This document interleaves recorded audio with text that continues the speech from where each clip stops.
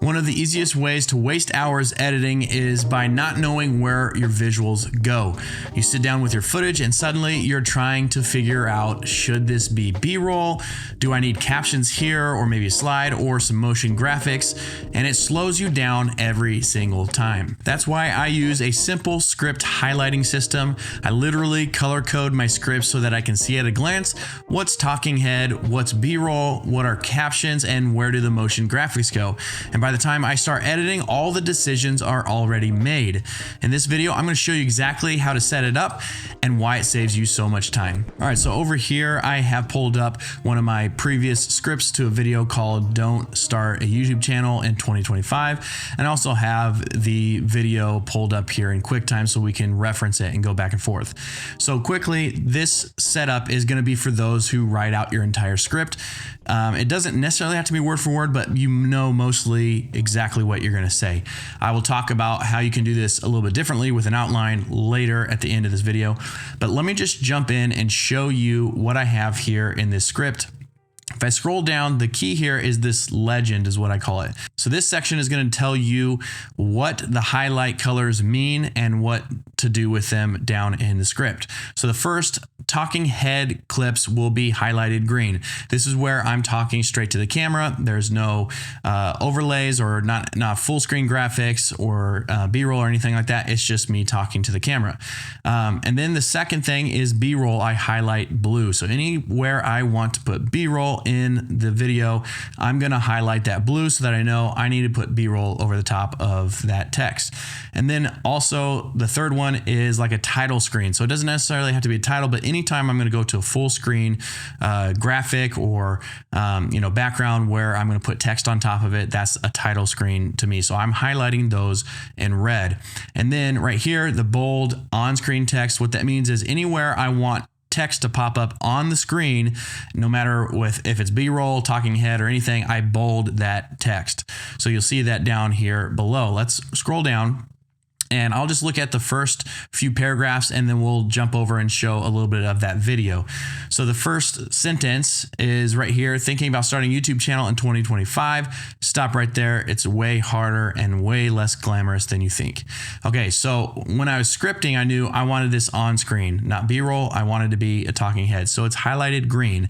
And then I also wanted to know, I wanted to note that I wanted, the word stop on the screen as well as this section of text right here. Now, what you're going to find out is that I actually, when I get to the edit, do adjust some of these words and things to fit a little bit better, or maybe change it up on the text that's on the screen. So it's not exactly word for word sometimes, but I know in the edit that I want text on screen here because I bolded that section. So let's watch the first few seconds here of this video. Thinking about starting a YouTube channel in 2025? Well, stop right there because it's way harder and way less glamorous than you think. Okay, so you just saw right there, it was a talking head portion. There was the stop, and then there was some other text that I put in place of this that goes over top of it. So right there, that was a decision I made before I even shot the footage of the video, the talking head footage. So I already knew what I wanted to do there. Now, if we go down to the second and third little paragraphs here, or sentences really, you have me just being a talking head here, but then it jumps to B-roll.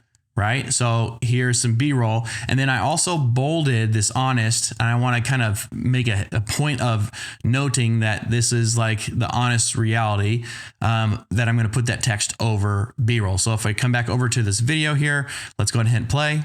Revealing the brutally honest reality of what it really takes to succeed on YouTube and why it might not be the right move for you.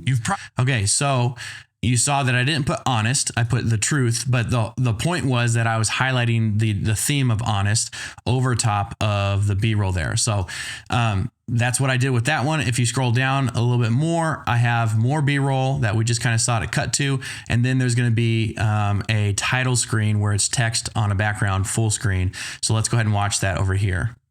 Probably seeing creators effortlessly gaining thousands of subscribers, but what they're not telling you is the truth behind those numbers. Okay, so right there, it showed exactly that. There was more B-roll right here, and then we cut to kind of a caption style, like word for word text over background to make the emphasize there. So, and then it cuts back to talking head portion, right? So that's how I go through and make sure the edit goes quickly, is because I go through the entire script and I kind of plan this out while I'm scripting. So I come back over here, we're going to go to B-roll, and then there'll be another tile slide. Who's navigated a lot of the pitfalls on the road to building a successful channel, I've learned what really separates creators who make it from those who burn out. So let's jump into reality number 1, the never-ending learning curve. YouTube isn't okay. So right there you saw reality number 1, and so that's just basically what I do. It's very simple. It puts a lot of the effort up front, but I will tell you, it takes less time to highlight all your script and all the different things you want in your script than it does to like figure that out after the fact. And what you'll notice is that it gives you a lot of confidence going into the shoot, that you know exactly where you need to be, because sometimes you might have a section where there's a lot of B-roll, which means you're not on the screen the whole time. And that actually allows you to maybe glance down and read a certain section of your script, because you know you don't need to be staring at the screen. You know there's going to be B-roll over it. Now, typically with this type of video, I'll use a teleprompter and I'll actually look at the lens and read it and the whole time, so that I'm always looking at the lens. That way in post, I can choose whether or not I actually want B-roll for that whole time, or I can adjust that later. But for the most part, I stick to what I've done here in the script. And so I'll just scroll down. You can see I've done this throughout the whole script, every single point. And as it goes down, there's a little bit more time where it's talking head and there's some text on screen. That typically happens just because the longer the video goes on, the less people are watching. So really the less time you should spend on it. So it kind of goes down the way I edit. I put more effort into up front, and it kind of tapers off throughout the rest of the video. Not in quality, but just in the amount of time that I spend on some of the editing portions. So I'll just scroll all the way down here. Something else that I'll do, not every time, but a lot of times when I have a lot of B-roll, is I will do visual annotations. So basically anytime up there where you had highlighted text that was blue, I'll bring it down into like a little graph, and I will kind of describe what's happening on there. So see here, you can see I put the truth on here, even though we highlighted a different word up there. This is kind of where I made the decision of what I wanted in that text that was over the B-roll. So this is where I would do that. I'd come down here and just kind of in the left column, put the text that this correlates to. In the right column, do the description of what's going to be on the screen, or what B-roll, what kind of B-roll I want for that shot.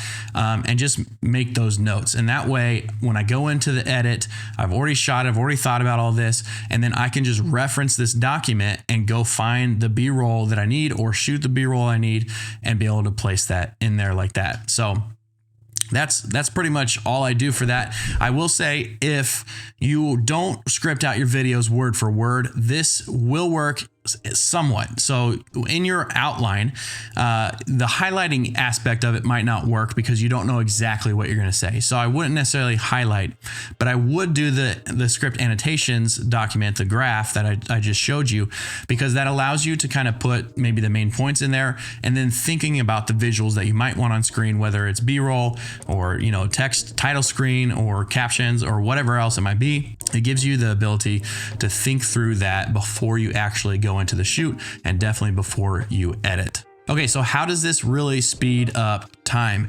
I kind of hinted at it earlier. The time, if you actually take a stopwatch and time yourself, the time it takes to fill out the script and highlight is a much smaller amount of time than it does take to actually go and do all this and make all these decisions after the fact. It helps you be quicker in the edit because you know what you need to do. It helps you find the B-roll faster because you know what you want. You've already, written it down and thought about it. Okay, so that is it with the script highlighting method. Hopefully this was useful and something that you can take into your own videos. And even if you don't script your videos word for word, hopefully you can also use the annotation idea to create a shot list and descriptions of what you want visually on the screen, even when you do an outline. If you want to join me in the Creator Lab, it's a free community I host on School, and it's all about learning how to create better videos and doing that together. So the link is in the description below. Jump down there and click on that. Also, I try to do a live stream every Friday. So if you're interested in coming in and asking questions about anything video production or gear or lighting or whatever you want to ask, go ahead and jump in. It's Fridays at 1 Eastern time on this channel, and I look forward to seeing you there and in the next video.